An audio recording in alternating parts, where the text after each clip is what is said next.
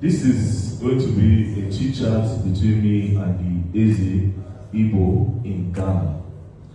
It is to clear a lot of things that is going on online and what we have been hearing. And also, I think I'll be speaking on behalf of a lot of Ghanaians because of the comments I see on social media. So I have a lot of questions to ask. Now, the video recording going on, I don't edit my videos, I just post them direct. And I'll be very, very thorough with answering my question. Thank you very much. So, I want to believe EZE IBO in Ghana that you have been seeing what is going on social media, where some persons and some group of people posted a protest saying Nigerians must leave. And some way, somehow, your personality, your position is caught in between all of this. They say, oh, there's one man, is the king in Ghana, trying to take over Ghana, establish a palace where they already have a king. Practically, they are saying you want to take over Ghana. And for this reason, it is threatening the stay and the business of a lot of Nigerians as what they put on the media. Now, this whole thing is just to let Ghanaians know that, okay, this is what it is, this is not what it is. And for our own Nigerians that are in diaspora and in Nigeria. So the first question to you, EZE IBO in Nigeria, is EZE IBO in Ghana, I'm sorry. EZE IBO in Ghana is, are you establishing a palace in Ghana to compete? Or what is your position in Ghana? Let's know your position in Ghana first of all. Thank you very much. Yeah, very dark man, you're welcome. By the special grace of God, I was chosen by the Igbo community in Ghana to be the EZE IBO Ghana.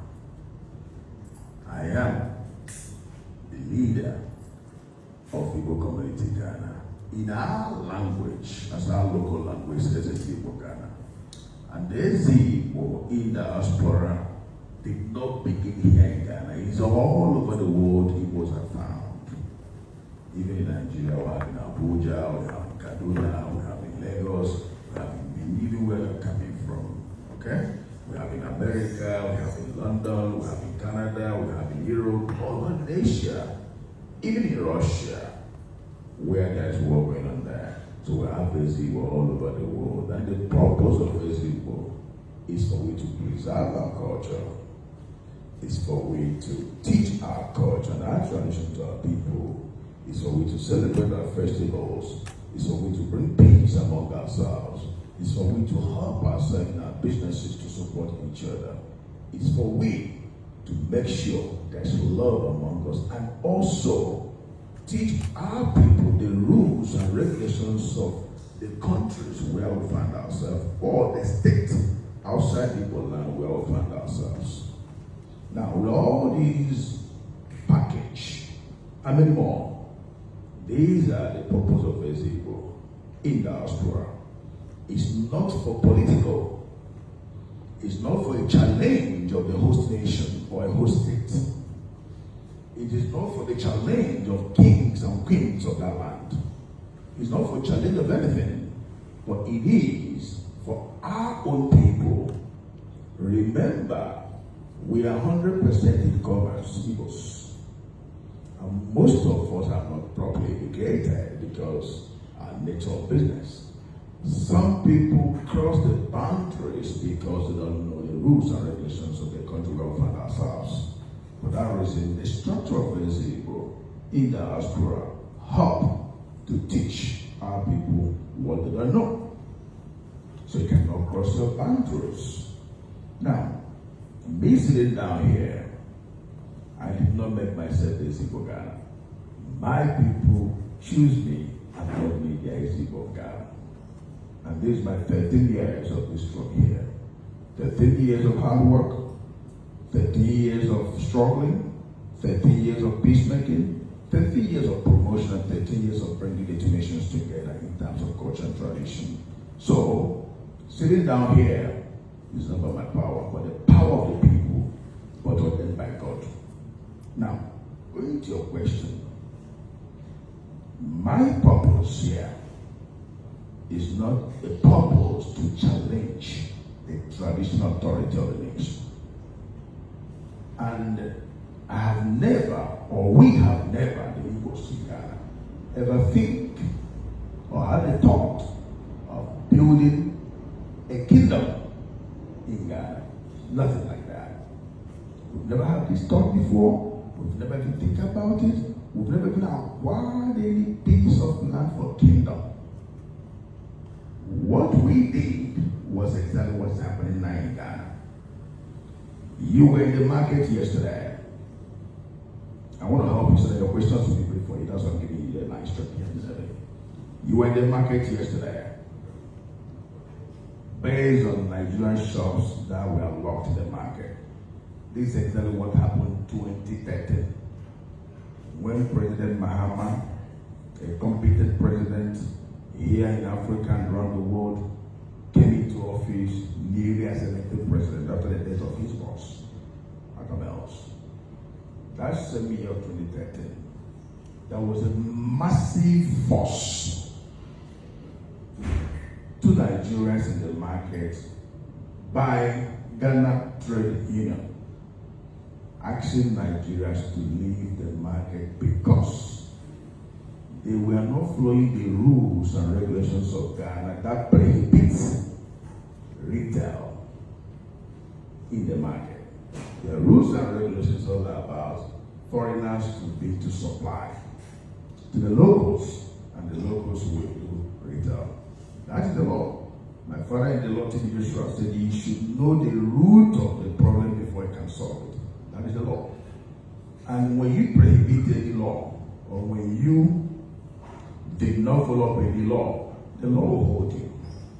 Now, that is the law. But we see ourselves that we are West Africans. West African treaty govern and govern every one of us who believe free goods, free whatever, blah, blah, blah, blah, blah. Border crossing and all that. We see it as an opportunity for we also to go into retail trade. Most of us that started coming here early 30, 40, 20 years ago, we are massively in supply. But I will tell you one thing. Many a times, some of those who are supplying, when you supply them, getting your money become a problem. When you supply to the Ghanaians? Some of them, we can say Ghanaians. I don't like the use that language of plural. Some of them. Some of them, when you supply them, they don't pay. Sometimes they don't pay. You become frustrated. And some of us try to, make use of the opportunity and go into retail ourselves. Now, sorry, I want to break you. Now, if the law says foreigners should not go into retail, and because of this reason you decide to go into details, that means you are actually. That is why I told you. Remember, I told you that the laws prohibit foreigners not to go into retail. Yes. That's why I told you that you need to know the root cause of the problem. So as long, and I told you that when you break the laws will hold you. So as long as we are concerned, the retail we went into is not supposed to be. But I'm telling you that as a West African sub-region, as West African member states, we believe that we can also have that relationship. So at the end of the day, it is still breaking that law. However, I was thinking that why didn't you people maybe try to look for a way to maybe fix the law to work? That's why I'm trying to help people. Okay, I'm coming back. Sorry for continuing. Yeah. Let me help you so that your interview will flow very well. Okay, thank you. Now, I said something. I said during this issue, the Ghana Trade Union realized that Nigerians, we are going out of the laws by doing retail in the market. But we also see other foreigners returning, like the Chinese are returning, the Indians are returning, some other people. We also use that opportunity. Now, we also see ourselves as West African member states that we can also go in there. Looking at the trade laws of Ghana, that you should have the equity of maybe $1 million. Before it was $300,000 during COVID time.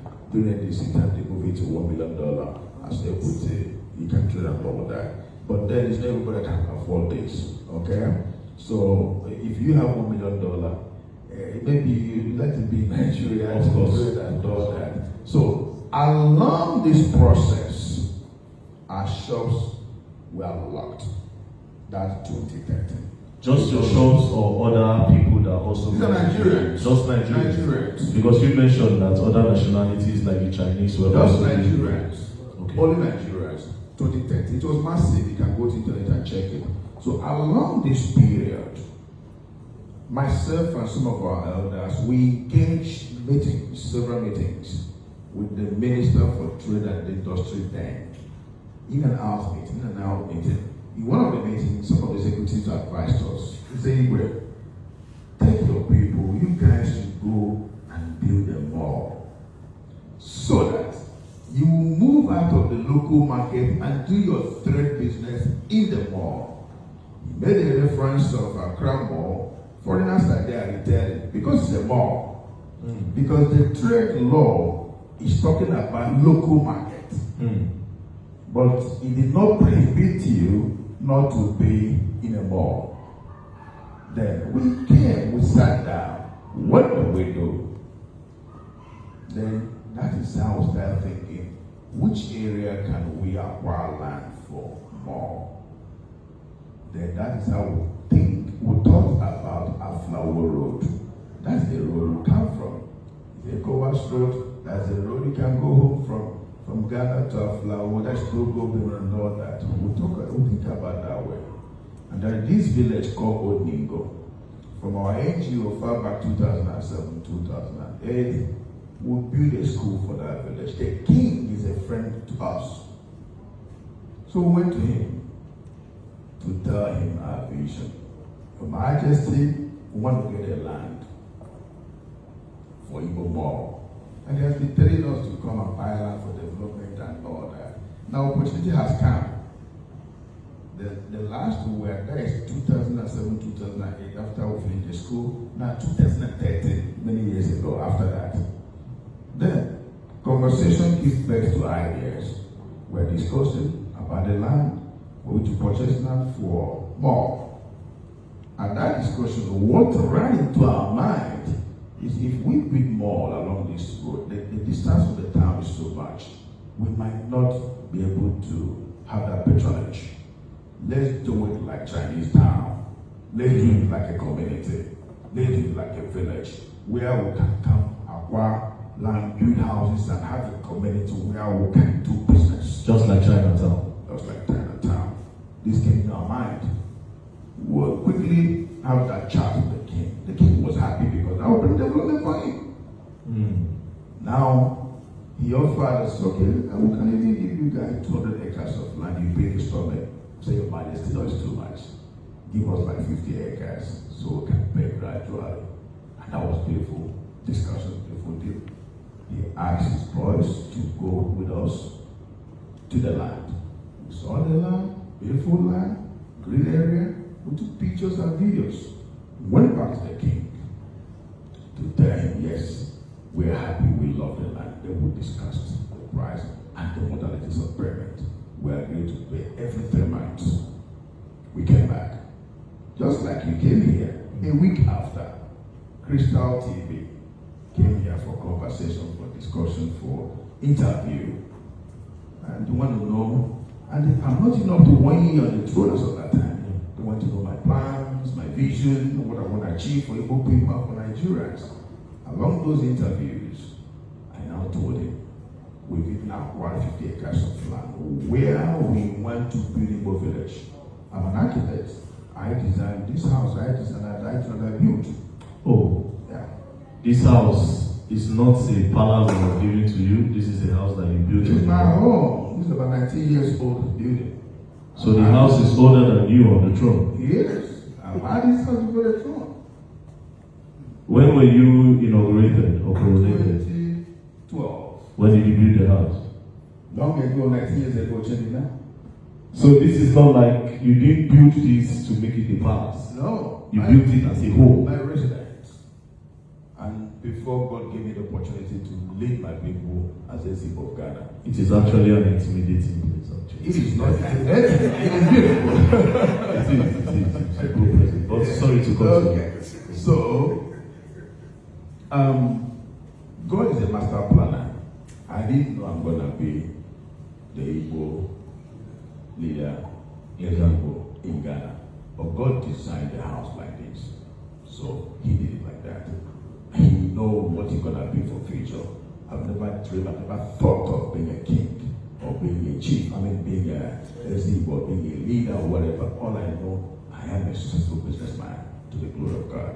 Thank God for that. Now, along this process, they came for interview and they want to know my plans and my visions, and I told them, I said, look, we have acquired 50 acres of land where we want to build Igbo village. The definition of village and kingdom is different. Yes, Google it, check it. Different meanings of kingdom and village. Now, this was 12 years ago, the interview. If you look at my physical appearance now and the physical appearance of that video, you can see how young I was then. 12 years ago video. Now, 3 months after, the elders and I went back to the king to pay for the land. The king told us, Igwe, hold your money. There is litigation over the land. Hold it.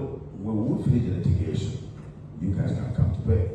We keep going there toward 2013. At the same time, we are solving the problem with the Guta. Through this office of my elders, we are able to assemble the Guta president and all his executives around the entire region of Ghana. We had a meeting with them in the office in Accra, and we are able to have, a pathway. So throughout 2013, we could not get the land, we keep going there. 2014, we keep going there. The land did not work. Now, we forget about that vision. We have settled our problem with the Guta. The land is not working out, then we left the vision.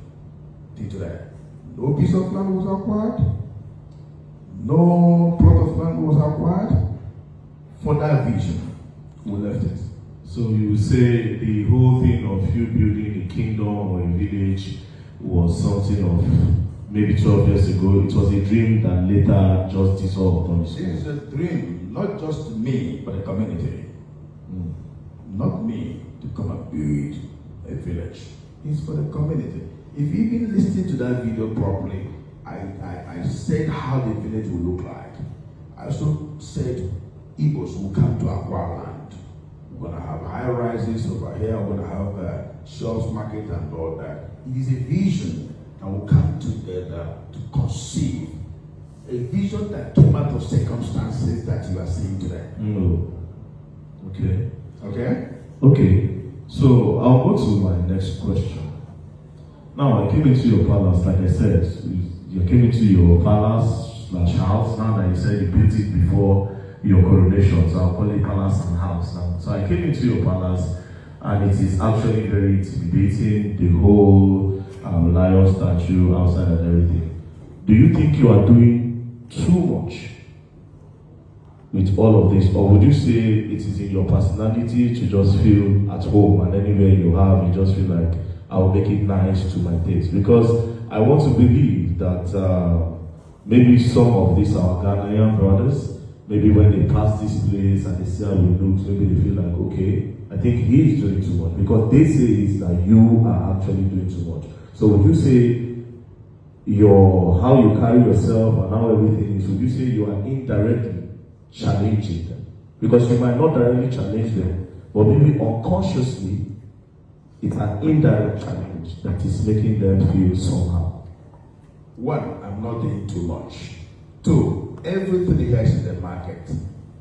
You can beautify your home more than this. There are thousands of men and women there have more beautiful chairs than the chairs you are seeing here today. It's all about taste. It's all about vision. It's all about how you want to beautify either your palace, your home, even some people, their bathroom is more even beautiful than what you are seeing here. It's all about taste. I can decide not to put such chairs here and put ordinary whatever chairs. It all depends how I want to, exalt the opportunity given to me to run. We live in a world where when you make yourself comfortable, you feel okay.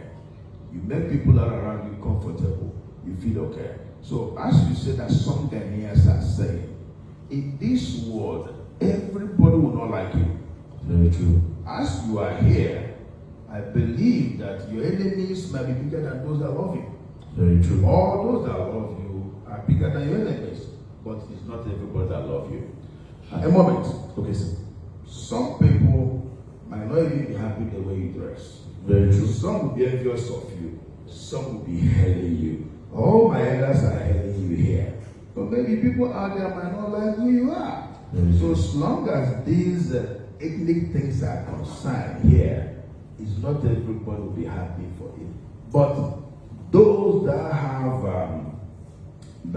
a positive mind, those that love good things, those that love you will also love it. Some people will even look at it and they want to do exactly what you do. That is why there are some people who call them mentor from afar.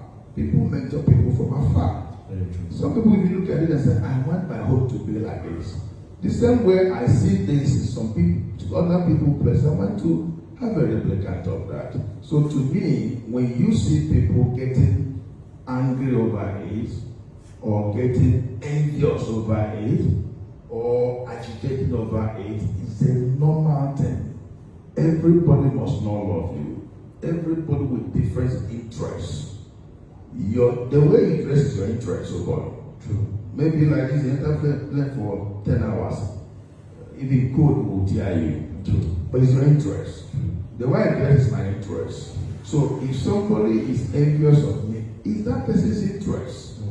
If somebody is happy with me, it's his interest. True. That is why when you come into political party, people have different political parties. It's all about what? Interest. So those that are against the edifice, the setting, my presentation or my appearance, those that are against it, they don't love me. They don't like me. They have their own interest. Those that also admire it, is their own interest. It means they love you. So you cannot please everybody. Please some people, and some people will go their way. So I want you and the audience to understand this. I'm not doing too much. Okay, that brings us to the next question. Do you have a relationship with the Ghanaian king that they are saying you are challenging? Do you have a relationship with the king?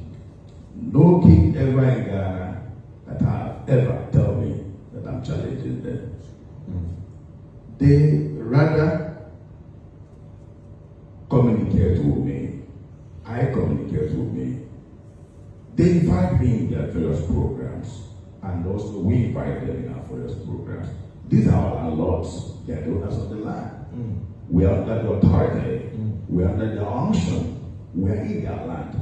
You cannot exceed what you're supposed to do in someone's land. So no king ever in Ghana has ever come up to say, you are challenging that I'm challenging or a quick mother nowhere. Okay, so I have maybe 3 more questions before this goes on. Yesterday when I was doing the interview in the market, some of them, I asked them about your existence as a king of Igbos in Ghana. Some of them said, we don't know of him. He's not my king. I don't know him. So if you are the king of the Igbos in Ghana, and some Igbos are saying, man, we don't know that man. We don't recognize it. Not just that. In the comment section, this is a social media era. We see people in Nigeria saying they cannot have a king, an Igbo king in Ghana, when there is a king in Nigeria. That it does not work like that. You understand? So, why are these people saying this? And in the other hand, you are saying you are the king of the Igbos. But the Igbos in Ghana, they are not in uniform in accepting you. Before I give you answer to that, Yes, sir. king is English language. Yes, sir. Am I performing English culture? No. I'm performing what? Igbo culture. So do you expect my name to be English name? I am the EZE IBO of Ghana. Not a king. You EZE IBO of Ghana. The Constitution of Ghana prohibits that name king. The Constitution of Ghana, they work with what they call chiefs, and they have levels of their chieftaincy. They have divisional chief, paramount chief, and all that. And remember, we live in their land. As long as their land prohibits that name king, it is EZE IBO I am. It depends on what you want to call it in English. You can say Igbo, you can say king, you can say chief, you can say leader. But it's EZE IBO of Ghana that I am. Let me just say, you are from Benin, right? Edo State, sir. Edo State. If a Ghanaian king today come to Edo State and they mention his name in their local name, and somebody want to interpret who that king is, what would they call him? They'll call him the king of Ghana. Because they want your people to understand the meaning of that Ghana language. Or to understand the meaning of that French language. Yes. So it's by trying to interpret what it is when we go to functions and people want to know what the meaning of EZE. That is how you can see people say king, people say majesty, people say this and all that. Just like when my father died, some Ghanaian kings traveled with me to Nigeria 2015. And when we got there, when the name is mentioned, me, this, that, people want to know what the nigga said. Is the EZE of the Ghanaians over there. In my local language, it's EZE. Maybe most of them they are not understanding English. I said, I call it EZE. But it's a Ghanaian king, right? Or I can say king. For the understanding of those Ghanaians. So when people say king or no king, in all my documents, a certificate given to me by Igbo people is written as EZE IBO Ghana. A document given to me by the Ghanaian council here is EZE IBO Ghana. Not king. Not king. Okay. In my documents, even in the gazette of my name after my coronation, because I have to gazette my name has changed. Okay. Or have added more to my name. EZE IBO Ghana is Ruben. It's not an English name. It's my local name because what my people gave me the power to project is our culture. So that name must be the culture. Let's, for instance, maybe Benin people, maybe they have the structure to have their own traditional leader abroad. Will he answer English name? No. He will answer the Benin. God bless. So clap for me first. Okay, so that is it. Now, going to your question. Yes. Say some people told you they don't have a king. Yes. That's why I told you everybody must not like you. If you want, that's why I also give you some little reference about politics. 3, 4, 5 political parties can come up to contest the election. One person win. The other 3 political parties will not believe him as their president. They will tell you 4 years' time they will come in power. Don't worry, in 4 years' time we'll vote him out. So, I was not the only one that came out of the throne. I came first. And another Igbo elder also came to drag the throne with me. After 2 years I've existed, the Igbo community has said, you know what? We don't want to continue having issues. Say, Igwe, we would conduct election between myself and the other man. 2014, after 2 years of existence, Some of our followers refused. I said, no, I'm a man of peace. Let's have the election.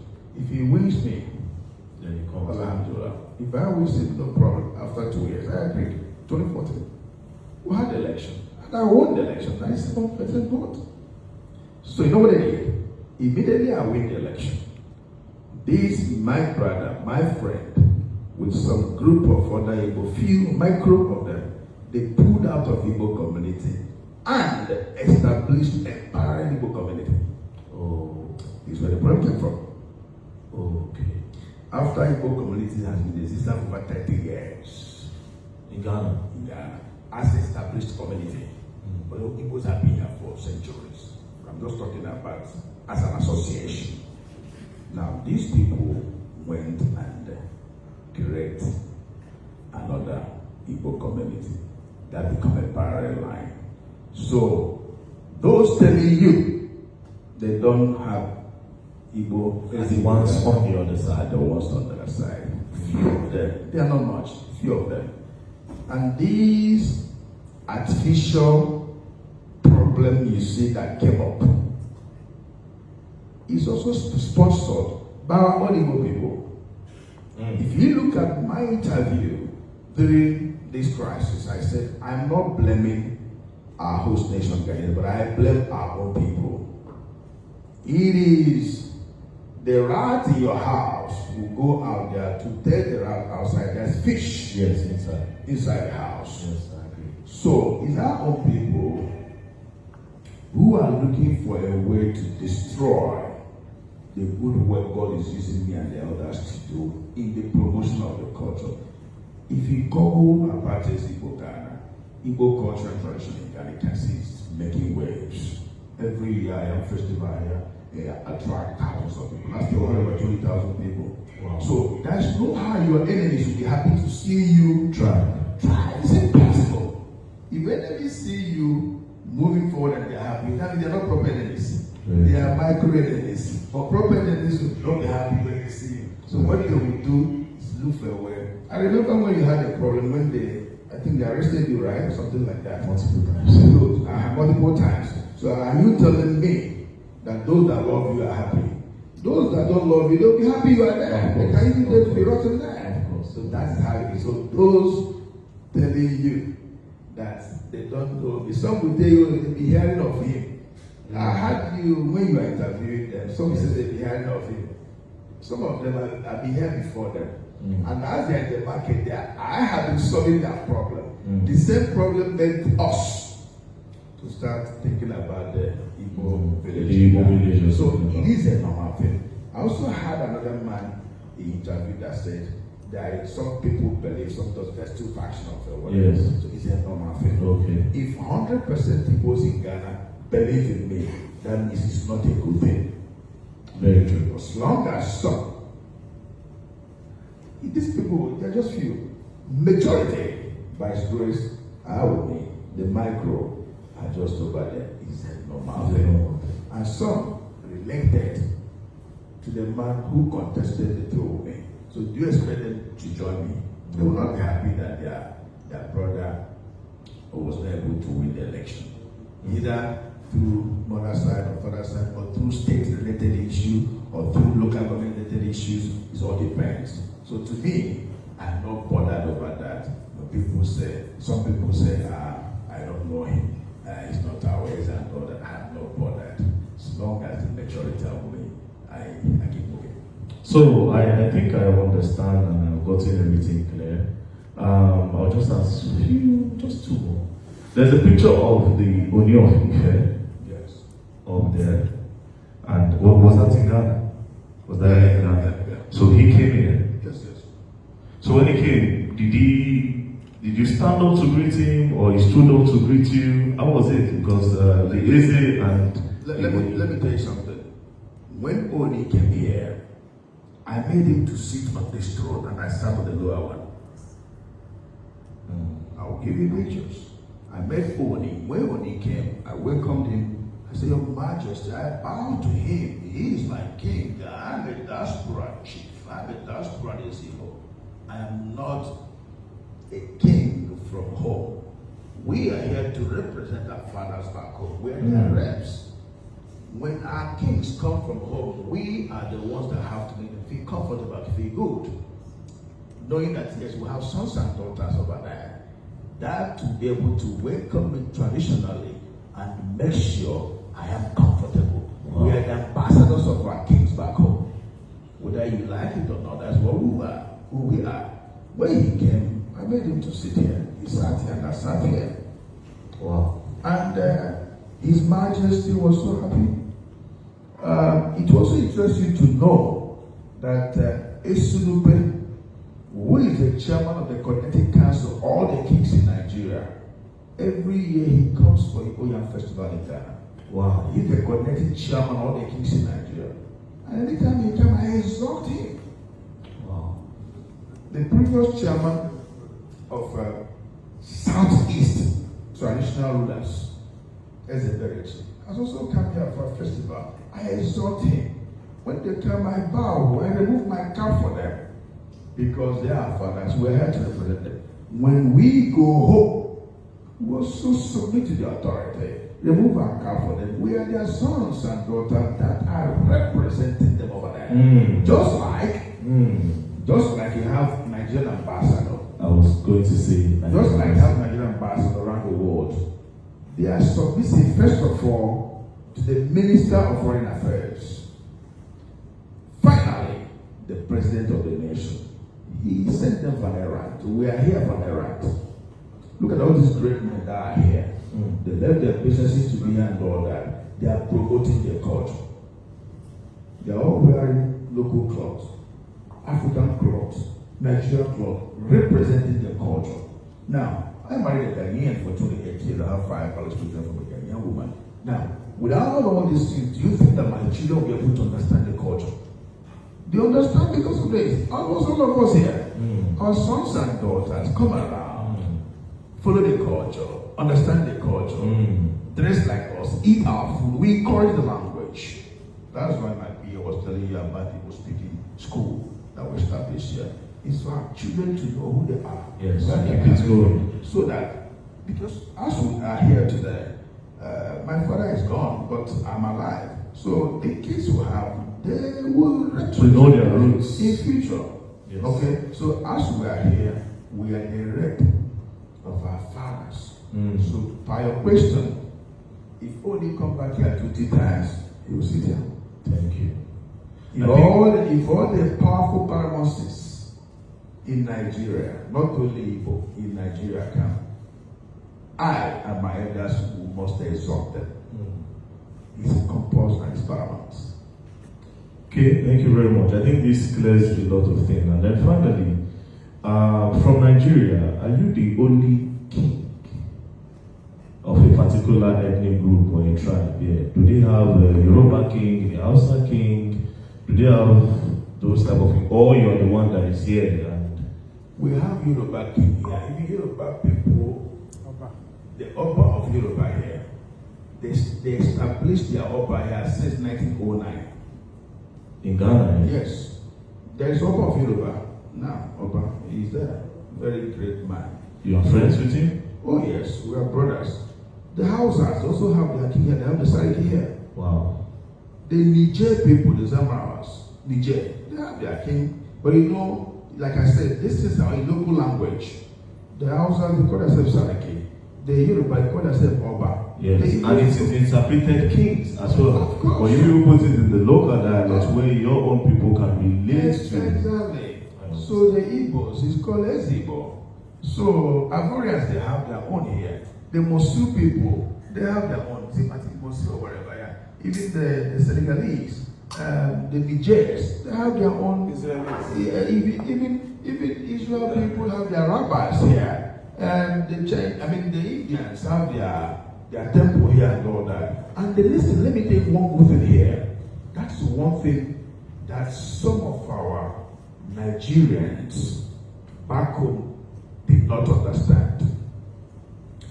Ghana is a country where they respect human being. Their constitution is so powerful that every corner of life is included. In Ghana, their constitution approves diaspora community leaders called chief. Wow. So as I'm sitting down here, it's not an illegal Thing that's going on. The Constitution of Ghana approves me Hmm. as long as my community has chosen me And chose you. to be their EZE IBO. That period, if you can go back to see the confirmation that the President of Ghana gave Honorable Minister Bianca Ojukwu.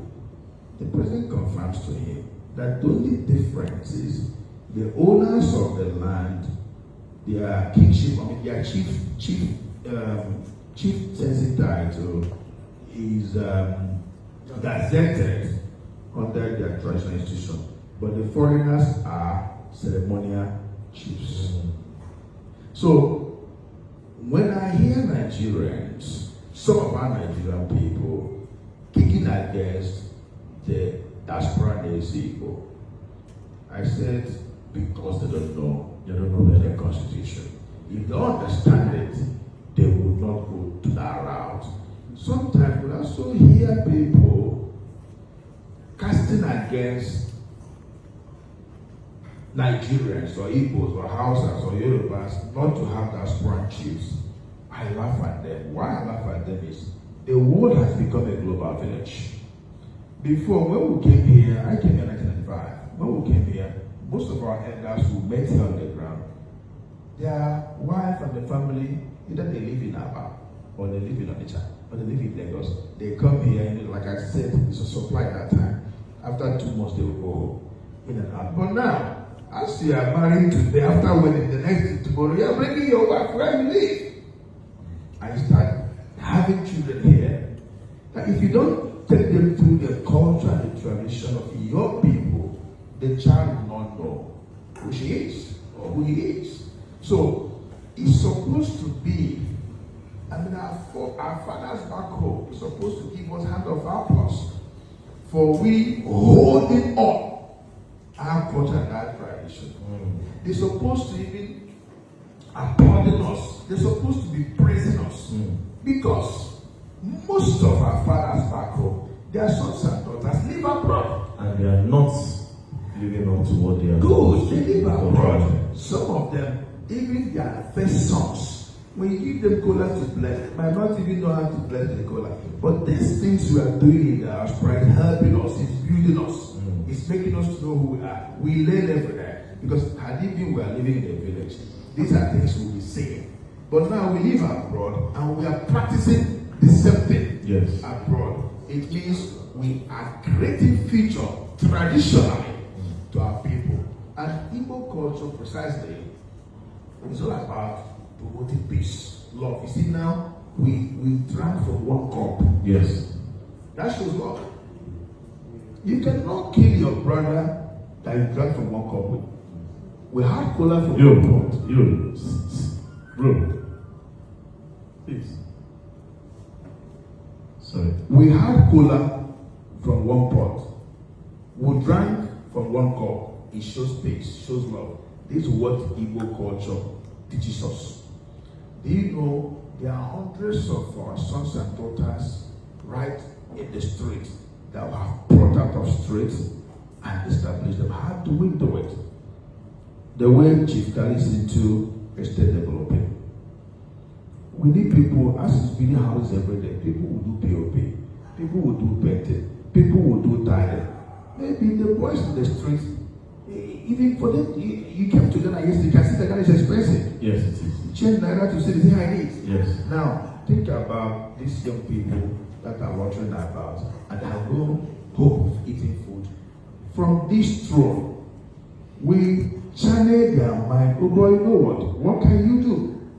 Yes, sir. Okay, you know what? We'll tell you to go and do tiling, do POP, do painting, do carpentry. We'll push them to our people that are into estate development.